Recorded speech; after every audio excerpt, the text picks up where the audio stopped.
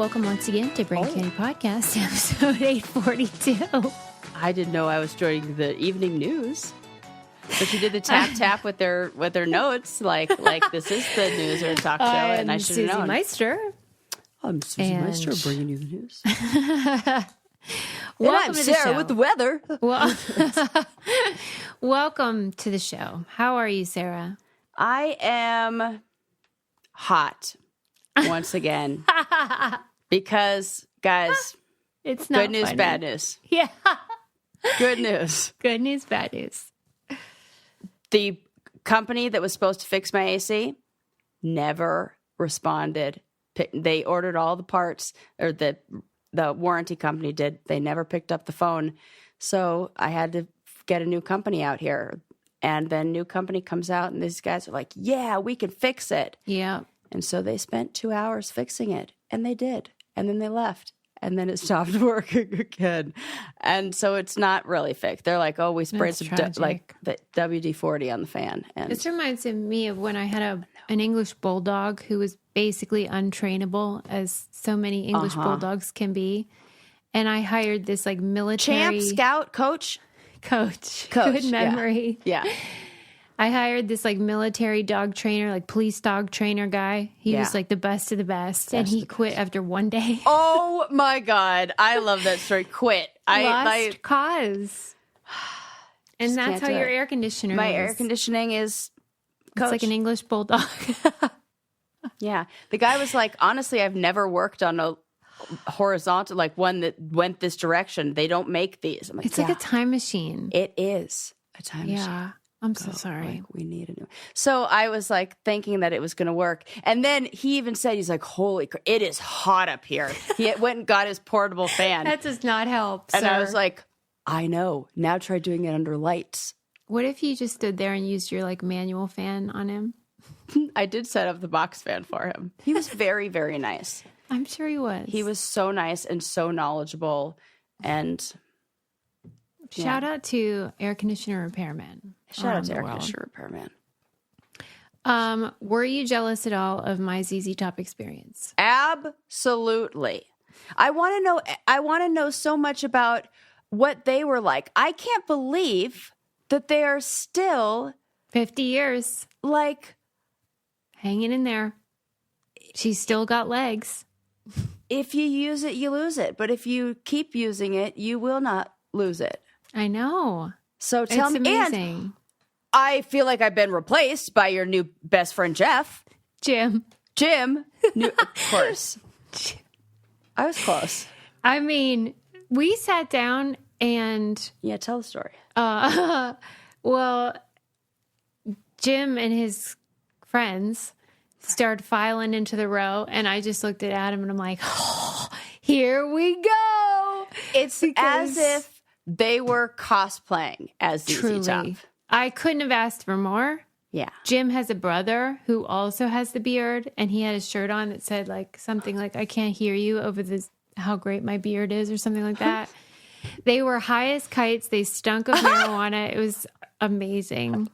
I wasn't expecting that one. Yeah, if you look closely at his picture, on his shirt, there's like a tiny little leaf, a marijuana leaf. Like stuck to it? No, I think it was like, part of by design. It was a design, yeah. Oh, he's in the culture. Yeah, okay. Jim. He's buying paraphernalia. I think it's so swag. cute though that I mean, my Insta story was funny, but like I sent him the pictures afterwards, and then I was like, if you ever come to Pittsburgh, because this wasn't in Pittsburgh, it was in Johnstown, PA, which is like 2 hours away. And I was like, if you ever come to Pittsburgh, you just let me know. And he's like, I think we're going fishing there. And I'm like, and Adam's like, oh no. Oh no. Now and fishing, please. Like, that's going to become Lincoln's best friend. What if? That's why he said it, because Lincoln was like talking to him about fishing and stuff. Okay. Anyway, it was a hoot. I love stuff like that. I live for meeting people like Jim, who, if you did not see my Insta story, he basically looked like he could be in ZZ Top, which, you know, requires a big old beard and like, you know, more of a rural disposition. That's a nice way to put it. And like a large belly. Oh, I feel like that kind of goes with it. Yeah, he's body positivity and everything. And anyway, we had a blast. It was super fun. And I mean, here's the thing. Sarah wrote me and was like, oh, good. I'm so glad you had someone to stand with. at the concerts. Because like I hate when people just sit there and stare at the artist. Right. Listen, if it's Tony Bennett or like fucking Michael Bublé, you can stay seated. But like if you're going to ZZ Top, what are we doing here? I'm going to need to see some air guitar. I'm going to need to see. My feeling was I stayed seated for a very long time. But then when Legs came on, it's in the lyrics. She knows how to use them. Get up. Come on. It's a call to action. Yeah, you should be dancing. I mean, I don't care if people don't want to get up, but don't get mad if I do. That's right. That's what I'm saying. Yeah. And they didn't. They were very tolerant of it. Good. Yeah. They can sit. Yeah, sit all you want. I don't care. Right. Yeah, but like, I gave zero fucks when I was screaming at the Sheryl Crow Eagles concert and people around me were sitting. I did not care one little bit. It is hard, though, because a lot of the bands I love, their fans are quite old. Yeah. And so they probably think like, Suze, we can't stand for an hour and a half or whatever it is. Right. And I get that. Right. But like, it's just Legs. It's 3 minutes. All right. Let's dive right in, shall we? I mean, let me think. What do I want to talk to you about, Sarah? Mm-hmm. I had a really good stress ball that you gave me that I've been using, and I don't know where it went. And now I'm stressed that I don't know where my stress ball is. What are you stressed about? Probably my air conditioning or something. Okay. What are you feeling right now? You want to vape or something? No. Jim would tell you to go ahead and do that. But I've been off the sauce, like in the smoking kind and vaping kind, because I'm keeping my lungs nice for swimming. Okay, good. I was actually getting worried about that, and I didn't want to tell you. Oh, well, you don't have to worry. Yeah, because I'm never going to be that. I'm not ever going to hold you accountable. I'm like basically like raw dogging life with like no drink. I haven't been drinking, and it's like because I can't drink. Feel like $1 million. You're high on life only. Yeah, high on life and edibles. I do these sometimes, and edible and crack. And what if? No, that's funny. That's so funny. But just like give my lungs a break and all that. So all right. Well, I'm proud of you. Yeah. I can't wait to watch you play. And I really wish that I could drink wine, but every single time I try, it's the menopause thing. That's like an actual thing. Like, headaches? Or? You know what it is? You know the feeling that when you drank wine if you were pregnant, and it's just like I actually don't want this. Like I would like it in theory. Why is that? But I don't fucking know, Susie. That is the same feeling. And I'm grateful that I was pregnant for a short period of time so I could have some of like understanding of some symptoms and things like that. Yeah. But mild ones, of course. But yeah, that is the exact same feeling that I have where it's just like, nope, but I'll take a dirty martini, but I'm not going to fucking make that at home. And I'm too cheap to buy an entire bottle of like, for real. I'm like, no, $50. That's insane. Like, so I won't in this economy? Right. So like we were talking about last episode, I like won't spend money on things. So I just don't drink anymore because it's like, no, I don't want to spend the money. You are the picture of health over there. I know, but if I go out, I'm like, yeah, I'll take right, one I'll of those. drink so too. Okay. Yeah. Yeah. I'm sure I'll make an effort at some point, but you'll like I'll try. I keep trying. Muscle through it. Yeah. All right, people. Okay. You know, I'm on my 30 for 30 journey. Yes. Watching all these sports documentaries. Yeah, I'm waiting for you to say one that I've watched as well so that you can like. Well, this is a new one. I bet you haven't watched it yet, but it's about those guys, Dude Perfect, that make all the trick shots. Oh, tell me everything. On YouTube, yeah. I love trick shot videos. Oh my God, you have to watch this. Suze, I'm into it. I'll give you my login. Okay. Because the feeling of satisfaction and relief, it's like anxiety building and then a relief. Yeah. You know? Yes, that's so true. Uh-huh. It's so satisfying. If you're not familiar with these guys, they became famous like early in the YouTube days before people even really knew what YouTube was. They were just being jackasses in college and dicking around and doing these silly shots and filming it. And then they started making like fun ones. And then they posted it on YouTube, and like then you know how it is, the old I went to sleep and then the next morning there's a gazillion whatever. 500 of them were for me, I'm sure. It's this story of how they went from that to now they still are dude perfect, and they have their business is worth $400 million. Oh my God. They are drinking dirty martinis, if you know what I mean. Yes, they are. They are not oh my God. I can see so many girlfriends who have been like, you losers are wasting your their time. Their wives even said that. Yeah. They were now like, wives. I started dating Kim and people didn't even know what this was. And I had to be like, yeah, he's quitting his job to do YouTube. And like, how embarrassing. And now, there you go. Smart. Yep. Smart. Wow. So the documentary is great because they did such a great job of, number one, showing what it's really like to be a content creator and how like your job is to make it look fun and to make it look like effortless and like everything is amazing and big and hilarious and all the reactions. And the day to day is just like, you know, drudgery like any job. Yep. And maybe worse in a way because you also have to perform this like other thing and successfully do trick shots and all these like crazy stunts. Which is so frustrating. You will love That's the part that because you see how hard it is. Oh my gosh. Oh, so the whole thing is 2 steps where it's like something has to fall into something that then has to hit something else that oh my God, those I can't take it. Well, the whole thing is built around this idea that they had that they're trying to beat the record for like the highest trick shot. Yeah. So they're dropping it from that Las Vegas stratosphere. Yes. Yeah. And, the math to calculate.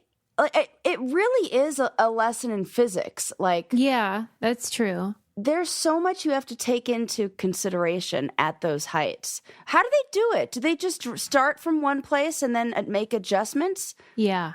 And that's what that seems like working harder, not smarter. They need a friend who has a degree in physics to hop on the team. To a certain extent, it wouldn't matter because it's like wind.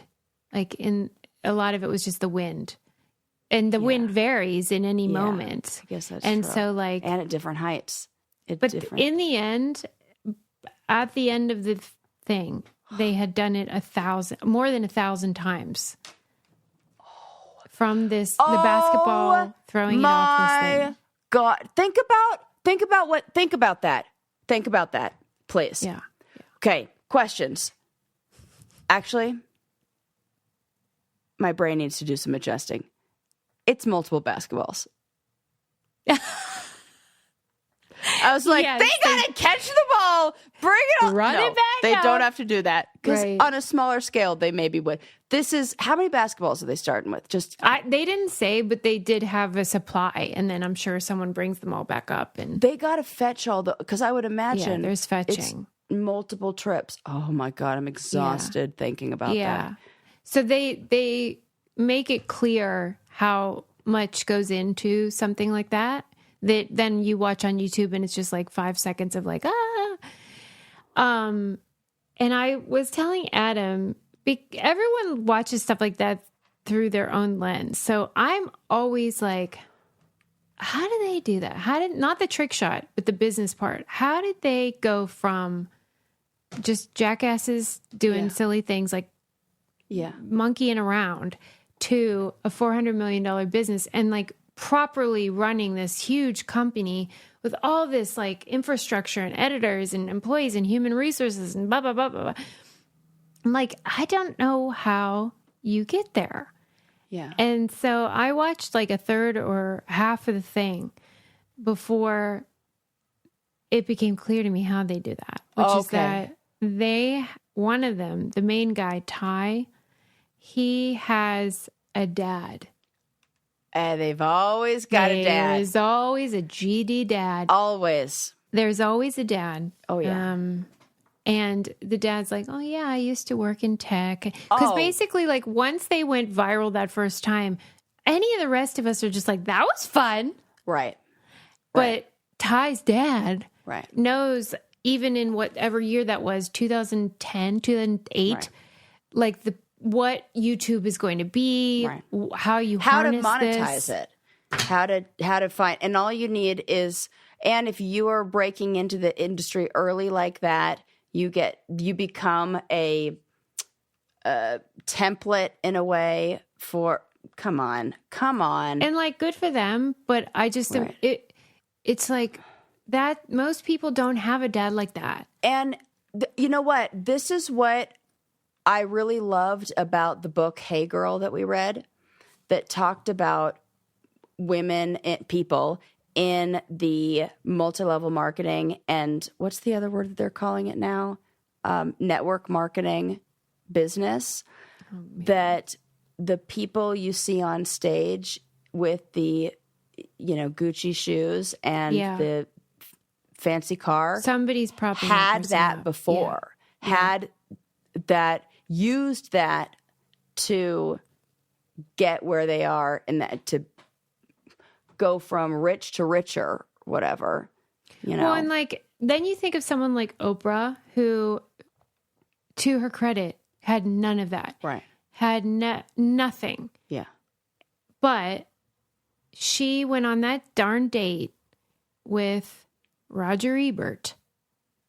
She went on a date. I don't know the story. With Roger Ebert. Well, she had gotten an offer to do a talk show in Chicago. And he said, here's what you do. You're going to want to syndicate it. You're going to want to have your own production company. Like basically own it. Yes. And then you sell it to every market. And basically that's why she became a billionaire, because she went on one GD date with Roger Ebert. This reminds me of like the Michael Jordan story, where it was like, mom knew we got to get a percentage of that Nike Air Jordan money. And for real, like all you need is somebody who knows to be like, here's what you do. Yeah, I don't know how maybe she came up, maybe she just knew that, but it was very different than how everybody else was doing it. And in the case of these Dude Perfect guys, this dad became their manager and guided them. Eventually they broke up with him, but it was like annoying too, because it's like, he just wasn't getting an opportunity to like be my dad. And so, and then he's like all tearful, and I'm like, fuck you and your dad and his good advice and his love for you. Right. Anyway, but it's fascinating because think about how weird it would feel to like make trick shots for a living and make all that money, but also feel like I don't want to keep doing trick shots, which is that is the thing. That is what people don't understand about the business, is like everything.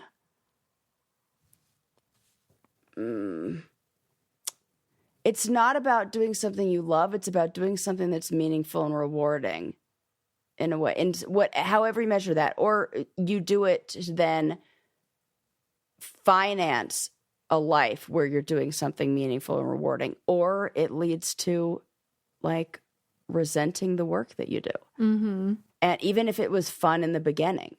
Yeah. Cause they're like, now they have kids and yeah. Like there's not, and it feels like there's not a lot of flexibility to be more than just that thing in social media and in like YouTube and that world.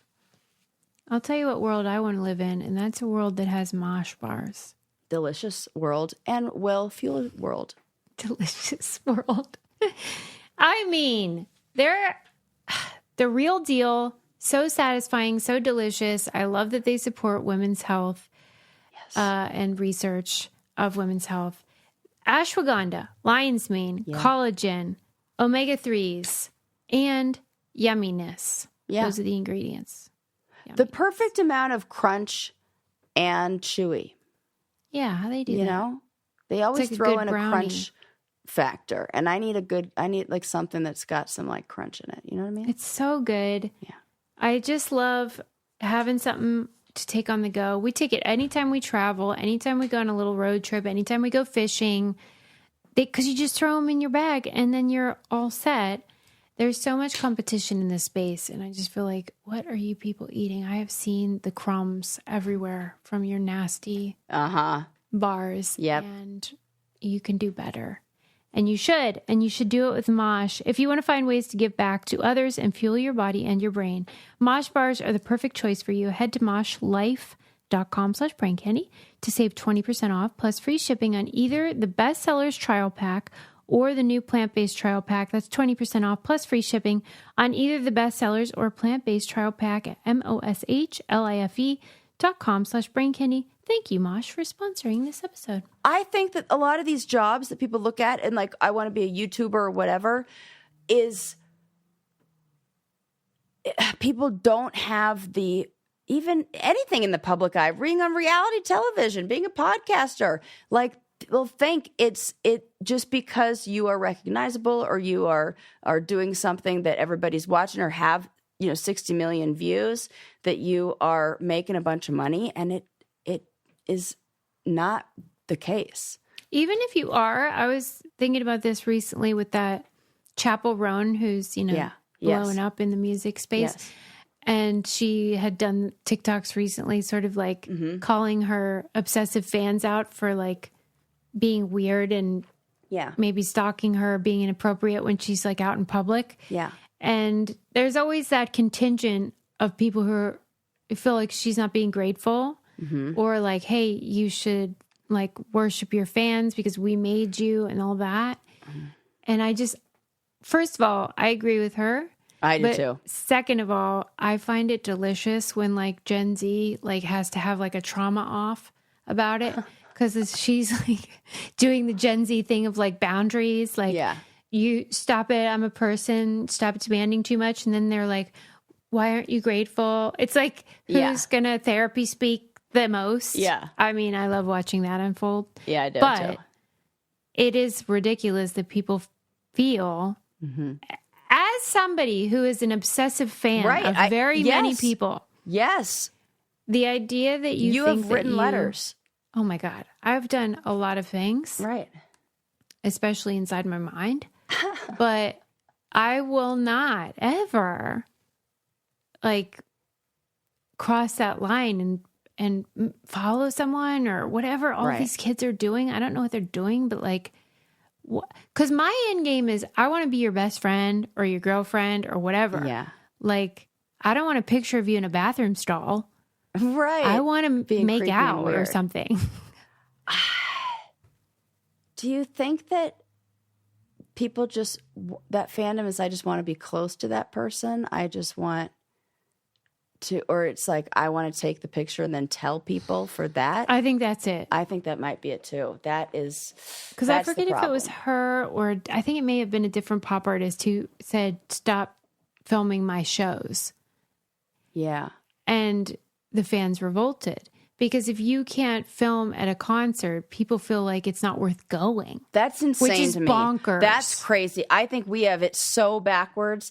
I have been making serious attempts to not pull out the phone at times when I go, oh, I should take a video of this. Yeah. And I have not been doing that.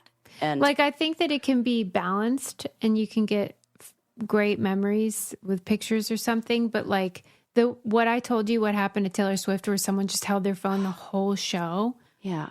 Is maniacal. It's totally crazy. And you know what? Other people got better videos of the same show that, like professional videos, and you can watch it. And it to me, I don't think it means as much to them. Oh my God. There's some psychosis. Yeah. About it's gotta be. Yeah. It's just concerning. And like I said to you, that we were talking on one of our Patreon lives when we were talking about the challenge, and there was a baby shower that happened amongst the challengers. Somebody was pregnant and had a shower. And all these challengers, this has happened several times actually. All these challengers flew in for a baby shower. Which, Crazy. as we all know, no one wants to go to a baby shower in their hometown, let alone fly in to see one, to go to one. Right. And I said to you, if that person had said, no pictures or videos are allowed at this baby shower, 0 of those people would have shown up. Right. Because it is all about the clout and the, I'm here at this thing. Aren't I important? Look at everybody. I'm going to post it. That is just a empty, just, I don't know, to each his own. I just feel like. Anyway, so Dude Perfect was good. And I think you especially would love it. I didn't even know you had an affinity for trick shots. Did you see in the New York Times, but it was also on like other things, and I saw like an old clip from 60 Minutes, but in the New York Times, they did an article about how a recent study has shown that people who have brain damage and, you know, are like unresponsive, like vegetative kind of deal. Yes, I saw this. That like a significant percentage of them, it turns out, are aware in there. Lights are on. Lights are on, somebody's home, and that up until now, we've relied on, it's called like a bedside test where a doctor comes in and is like, squeeze my finger or whatever, my dumb God. shit. And then they're in there trying to do it, but they can't. But, and so we had concluded that they were either vegetative or minimally conscious. And then they've developed these tests now that show that at least 25% of them are cooking in there and have thoughts and cognitive awareness. And the way that they determined it was they put these electrodes on their brain and asked these patients to imagine themselves playing tennis. And they had done it on healthy people. And so they saw where their brain lit up and like what was going on in their brain. Oh my God. And then when they did it with these patients, that exact same thing happened to their brain. My God. So they're in there doing fucking Wimbledon and people are like, pull the plug all this time. Oh my God. Isn't that horrific? It's absolutely horrific. This is my actual worst nightmare. This was what my fear was when I went and had surgery. Like I said, the one thing I'm scared of is being locked in. Yeah. Like, and now we have more confirmation. To me, this is hinting at a future where we have a more distinct separation between conscious and body, where we are going to be able to transport that consciousness into something, like upload it into it. Like the fact that we see that in all of the sci-fi movies, it's like, this is the future that I feel like we are headed towards. Not soon, but can't you see the logical steps that might be how this goes? Like that we're just a skin suit with, this is a body that, I don't know. It's like the car and the driver. Mm-hmm. They say that take the car out and they're put it in a new hoping drive. they can use the science and maybe do a brain implant. They've tried it on a Lou Gehrig's disease patient, ALS, and within 30 minutes of the implant training, after the implant's in there, and then they train the person how to think or whatever you have to do, they can communicate without words using the implant. I don't know how it works. Oh, I see. They're going to put an implant into the brains of the people, and then they're going to be able to. Jesus, like, here's what you I do not want to be there conducting those experiments for the people who are finally getting a chance to maybe talk or communicate in some way, to hear what they would have to say. Especially for like traumatic brain injury. It's one thing with ALS because they deteriorate slowly over time. But like those sort of sudden onset situations, and then you have to make those decisions. Like, do we? This is This is a horror film. That's like, it's at the same time medical miracle and so troubling. Like, yeah, I'm just so sad for all of those people who are having the idea that somebody's screaming with nobody listening. And people like right there. I mean, that actually would be a good horror movie. It's a horror movie to me. Yeah, yeah. It feels like an episode of The Twilight Zone or something like, locked in. Just the worst thing. And if you have some you obviously, if you're able to play fucking tennis in your brain, you're going to be thinking a lot of other things like, get me the fuck out of here. Let me ask you this, and I'm not making a joke, like I'm genuinely asking this. Yeah. So you know how like they've talked about how achievement tests like SATs and stuff are like racist, and so that negatively affects people who are not familiar with the cultural framing of like a math word problem. Yeah.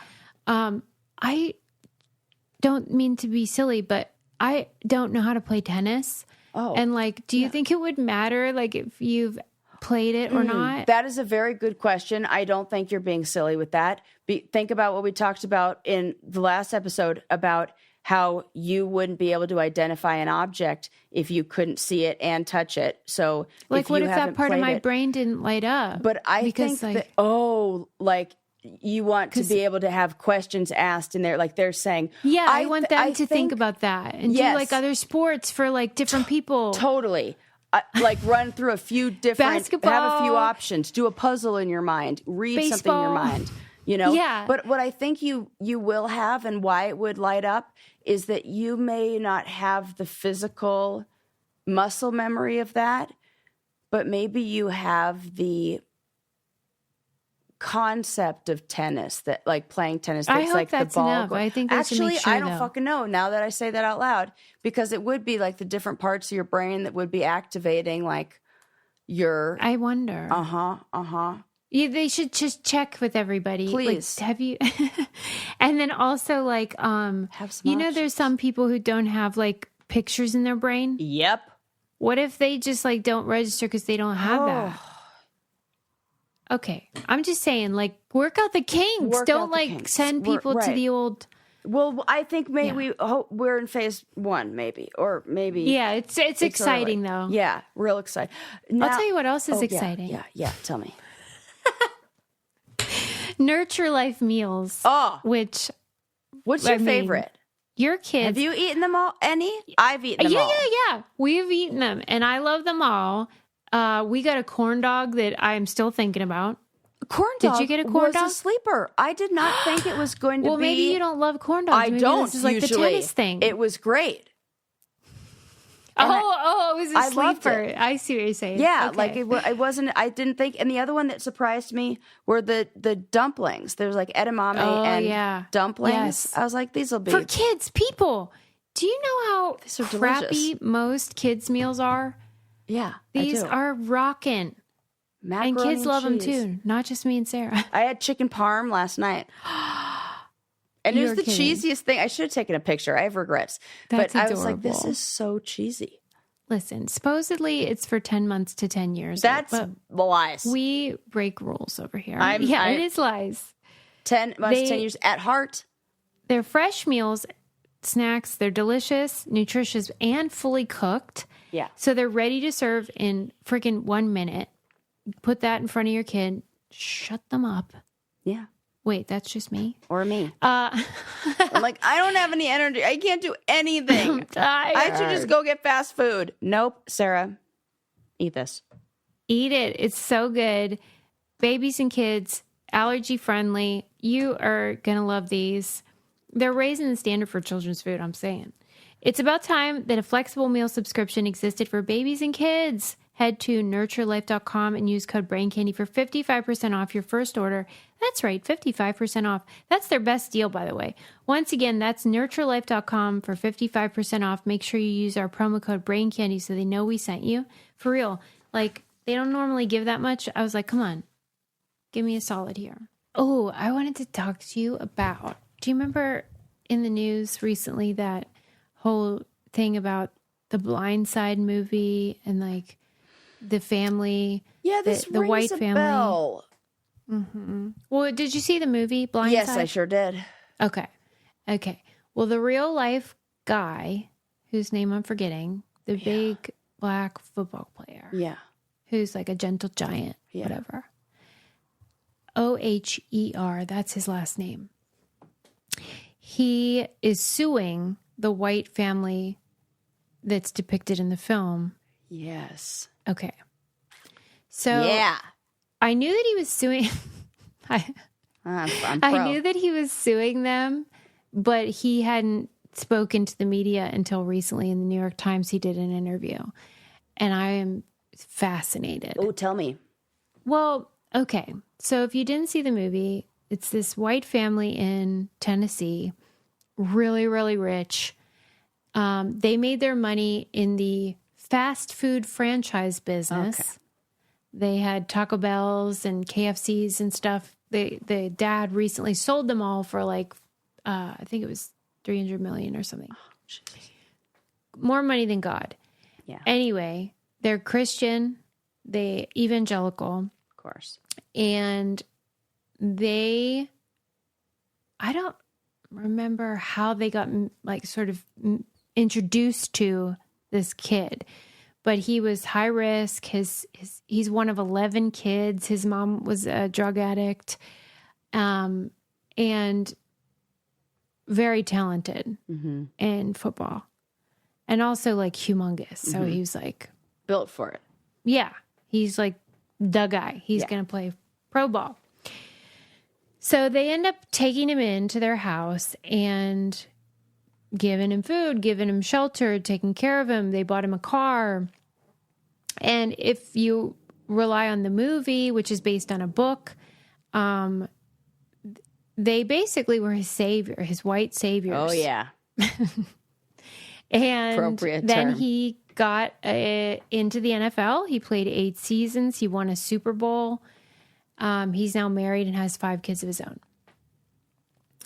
And he's suing them, basically saying that they exploited him and that the movie and the book did not depict his lived experience and that they made all kinds of money off of him and he didn't get any of it and blah, blah, blah. Man, it is just such a doozy because in a way, he is thankful that they took him in. They did help him. But come on.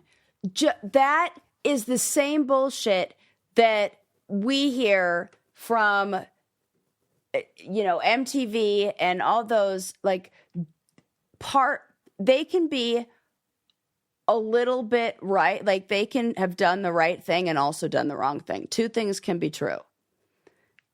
Yes, great.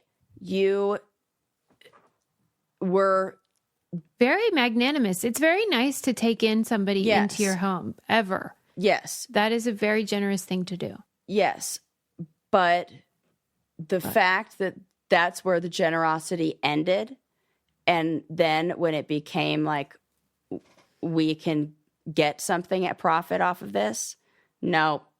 The weird thing is, Sarah, why would you include him in that? That's what's weird to me. They have tons of money already. Right. Like, because they see him as in a different class. It's not about the money to them, I think. That's where I think that, like, even the New York Times article isn't, like, parsing, is that, like, they don't need money. Right. So, yes, they probably did profit from him, but, like, what's another dollar, right?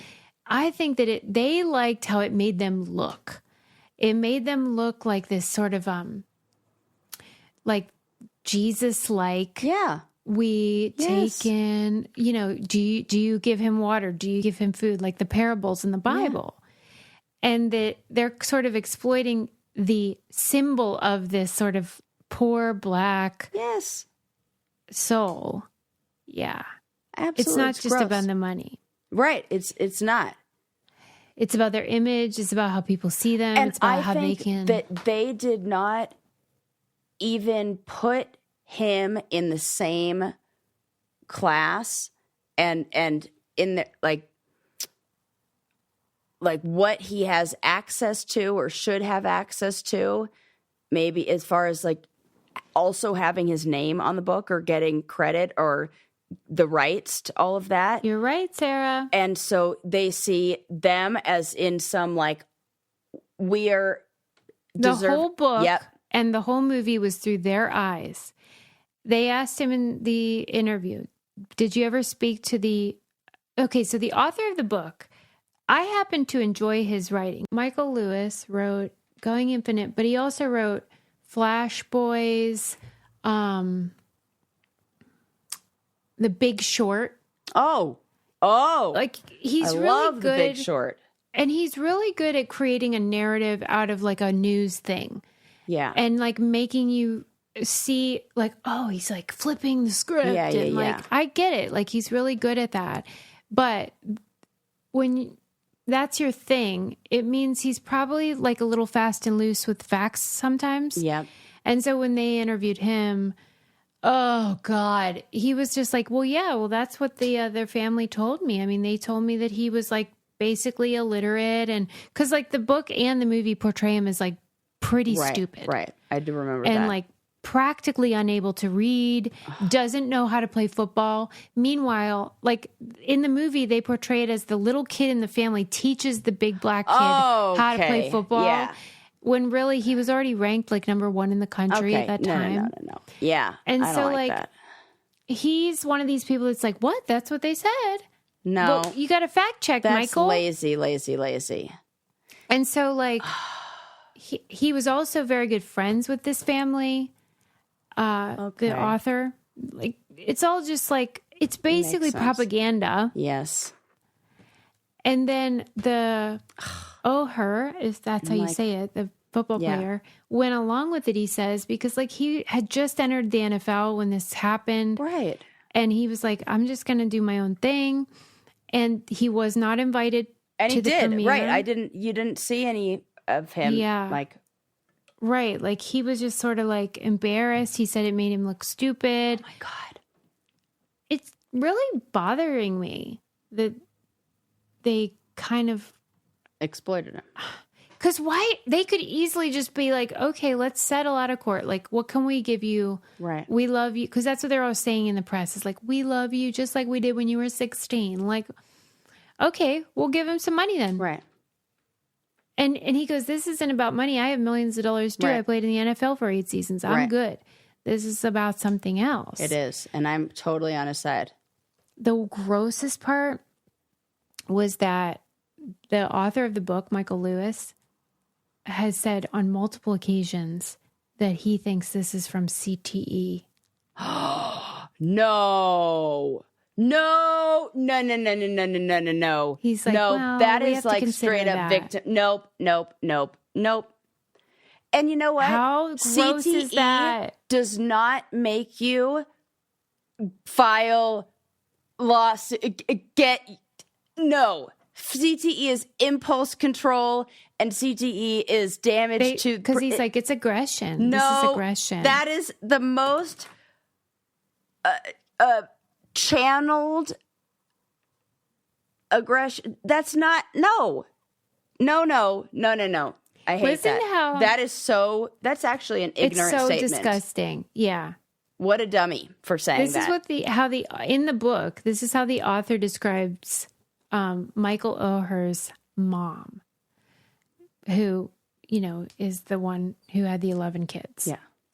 She's very large and very Black. And she slurs her words and wears a muumuu and a garish wig. Right? Yeah, that's gross. And then How he talks. Michael said that he had never heard the words "I love you" until he was with the new family. but he said, white people and coaches say I love you all the time. When black people say it, they mean it. So like basically he felt that he learned that just because some white person says they love you doesn't mean they do. Right. That's sad. It is really sad. And so I'm I've just always like, said love is an action. if you look under, like anytime I see this under in Instagram, like a post about it, including this article, the comments are just what you'd think. He is so ungrateful. Oh, gross. How dare he? They took him in. No. It's all the gross stuff. I hate that. That word has become like a trigger for me because that's what people say to us about like being on the show. We should be grateful. You should be grateful. Yeah, I agree. Anytime someone's telling someone else to be grateful, it's like a red flag. I'm like, Yeah, same. what are you talking about? Because it's usually, you should be fine with being exploited. Correct. That's what I've learned. Yep. Whether it's your boss Yep. or and by the way, they never adopted him. They were just conservator.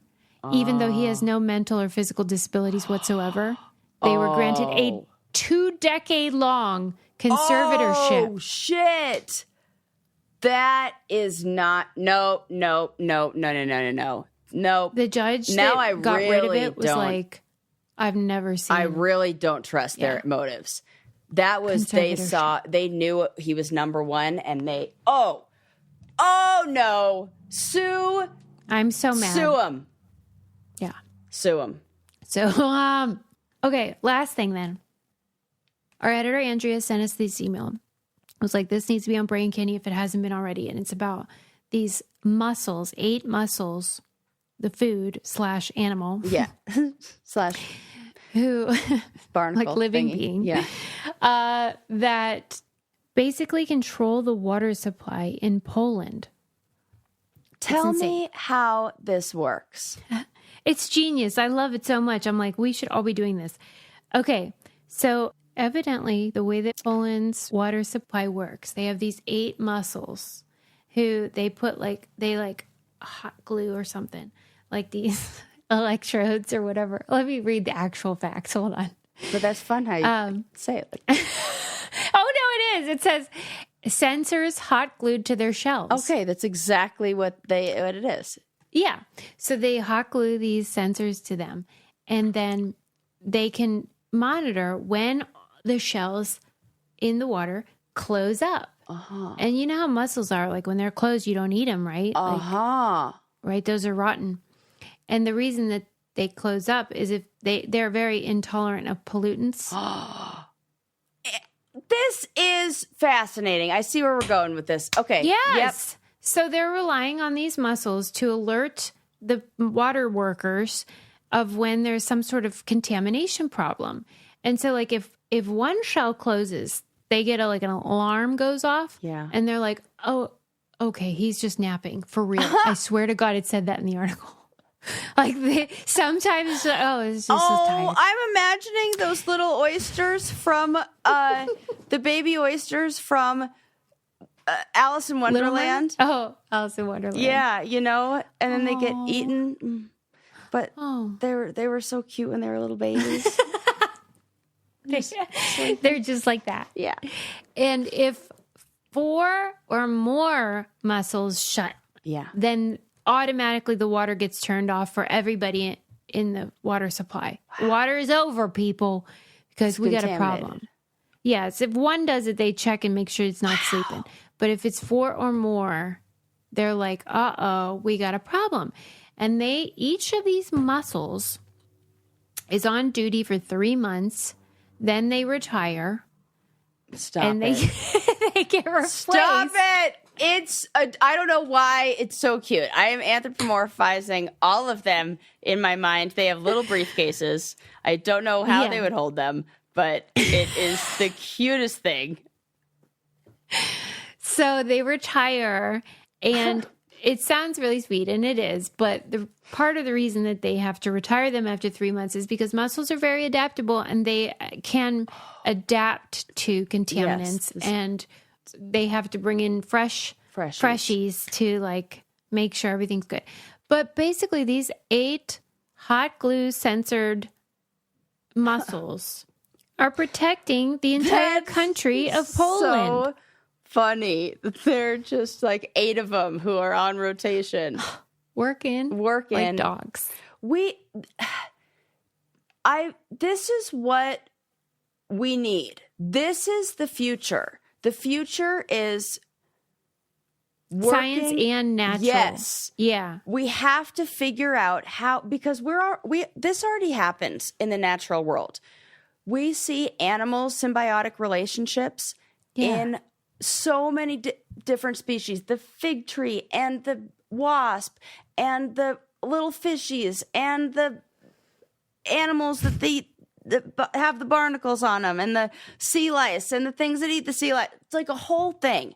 It's like how we keep this whole system going. So I think if we can use the listen to the animals and, Yeah, like nature's already sorted it all out. They really have. Trees are talking to each other, all that stuff. Yep. The soils, now the plants are to- singing if their soil's good. That's like a new one. They're singing? Yeah, they make it. They make harp like tunes that are in like symphony with each other when their soil is good. I am so happy about that. Right. I mean, that is so great. Right. It's beautiful. All we do is run around and fuck everything up. I know. That's why we have to listen. Look. The mussels are here. They have their briefcases. They are ready to work. Yeah. So there are little retirement parties where they're cutting a little cake and laughing with their little mussel hands, which they don't really have. So it would just be with their shells like that. So thank you to Andrea, the editor, for sending. She was right. She was like, if you haven't talked about that, it's important that you do. Good. So we talked about that. We talked about Dude Perfect. We really didn't talk about much, if I'm honest. But Dude Perfect really did a deep dive. Yeah, it was quality, not quantity. Yes. Was it though? Yeah. See, there you are questioning yourself again. No, Susie. Bring in the fire. You always do a great job. And as do you. Thanks. We learned about some sports-related things. Yeah. Dude Perfect. We did brain damaged patients who are actually oh my God, I've already tried to forget about that. That is, for the record, if I'm like that, we're just shutting it off. Pull the plug. Really, Sarah? I really want to know. Can we make this your official statement? Because what is the deal? What do you want to happen? Fucking A. I know. Now that I because what say if it out then you're loud. in that and then you start playing tennis in there? I know. You know what? Keep the lights on for a little while. But give me the option. Ask me the question. Do I want to go? Yeah, like if you want to die, play tennis. Yeah.